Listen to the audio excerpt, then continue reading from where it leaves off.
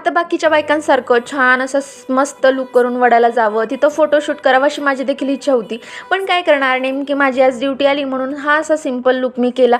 पूजेची तयारी केली. आता ही अशी काहीतरी पूजेची मी तयारी केली होती. मला माहिती आहे तुमच्याकडे काही ना काहीतरी वेगळं असणार, कारण की आपल्या सगळ्यांच्या थोड्या ना थोड्या प्रथा तरी वेगळ्या असतातच. घराच्या जवळच वडाला जावं म्हटलं, कारण की काही ठिकाणी जिथे फोटो वगैरे छान येतात तिथे खूप गर्दी होती. आता वडाला पोहोचलो. आता घराच्या जवळ तर वड सापडला, पण इथे मात्र वेगळीच कसरत. वडाच्याच भोवती फेऱ्या घालायला अजिबात जागा नव्हती.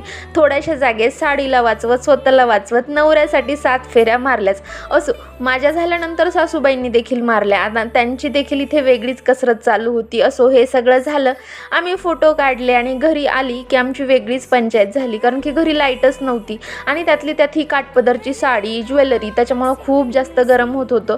पटकन हे सगळं काढून ठेवायला घेतलं, कारण की मला ड्युटीला देखील जायचं आहे. तर तुम्हाला माझे व्हिडिओ कसे वाटतात कमेंट करून सांगा आणि असे छान छान व्हिडिओ बघायला चॅनलला सबस्क्राईब करा. बाय.